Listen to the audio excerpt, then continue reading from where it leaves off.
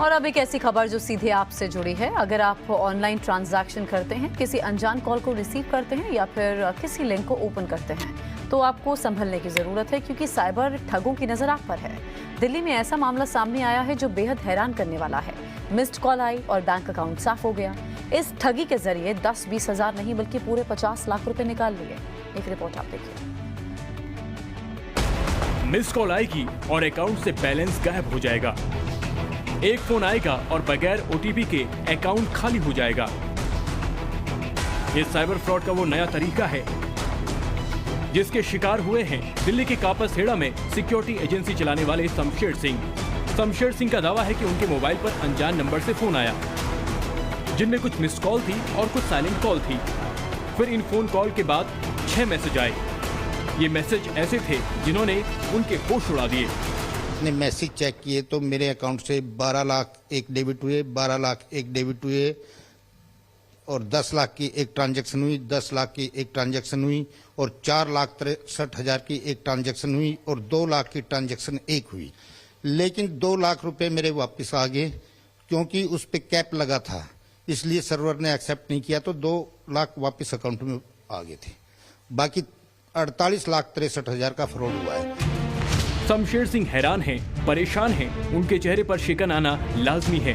वो ऐसे ठगों के शिकार हुए हैं जिनका ना तो नाम जानते हैं, ना ही चेहरा, ना ही पता जानते हैं और ना ही उनसे जुड़ी कोई पहचान। ये हम आपको इसलिए दिखा और समझा रहे हैं ताकि आप भी सचेत रहें। अगर फ्रॉड करने वालों का ये तरीका इतने पर भी नहीं समझे तो फिर से शमशेर सिंह को सुनिए, ताकि जाने अनजाने में ऐसी परिस्थितियाँ आपके सामने न बने। 13 नवंबर शाम को 7:10 से लेके 7:50 तक मेरे पास कॉल आने शुरू हुए। मैंने 20-25 कॉल आए तो मैंने उठाया नहीं फ़ोन। फिर मैंने देखा कि ये अननोन नंबर आ रहे हैं, बार बार कॉल आ रहे हैं, तो मैंने एक फ़ोन उठाया, फिर कोई आवाज़ नहीं आई, दूसरा उठाया, कोई आवाज़ नहीं आई। उसके बाद में फ़ोन लगातार आते रहे, मैंने कोई फ़ोन नहीं उठाया, मैं काटता रहा फ़ोन को, यानी रिसीव नहीं किया मैंने एक भी। फिर वो कॉल बंद हुए 7:45 से 7:50 के बीच। करीब 50 लाख की रकम कोई मामूली नहीं होती। पीड़ित ने इस सिलसिले में जब जानकारी जुटाई तो पता चला पश्चिम बंगाल के ट्रांसफर हुए हैं। हालांकि ये अकाउंट किसका है, कौन चलाता है, अब तक पता नहीं चला।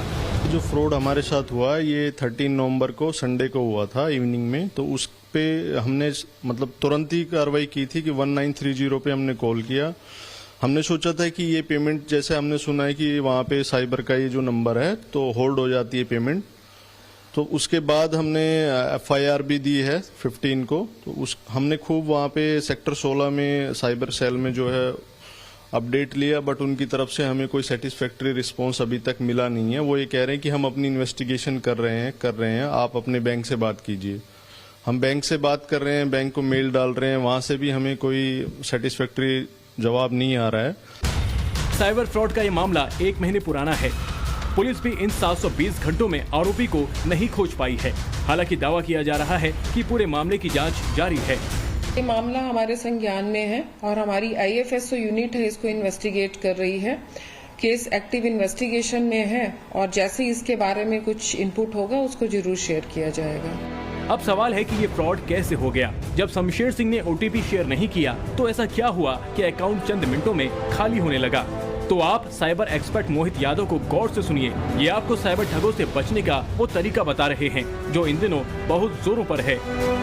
एक होता है आपका SMS से जो OTP जनरेट होता है, दूसरा होता है कॉल से। अगर आपके पास SMS से OTP नहीं आ रहा तो उसमें ऑप्शन होता है कि आप कॉल से भी OTP मंगवा सकते हो। जो क्रिमिनल होता है वो क्या करता है, वो कॉल से OTP जनरेट करता है। आपके पास कोई OTP नहीं आता, फिर भी उसके पास वो कॉल से OTP जाता है, वो आपके OTP को यूज करके आपका अकाउंट खाली कर देता है। तो आपको सतर्क रहना है, कभी भी इस तरह की सिचुएशन में अपना फोन अनअटेंडेड किसी को नहीं देना है। और अगर आपको से कोई फोन मांग रहा है तो उसके नंबर से को आपको खुद अपने फोन से डायल करना है।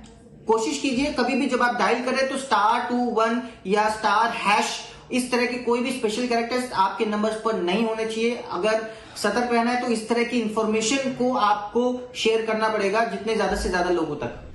डिजिटल ट्रांजैक्शन का बढ़ता दौर जितनी सहूलियतें दे रहा है उतनी ही दिक्कतें भी बढ़ा रहा है।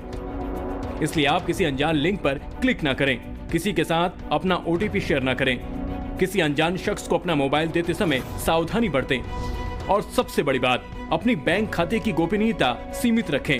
हो सकता है साइबर ठग की अगली मिस्ड कॉल आपको ही आ जाए। दिल्ली से प्रेरित कुमार के साथ Anuj Mishra, bureau report, Times Now, Nav Bharat.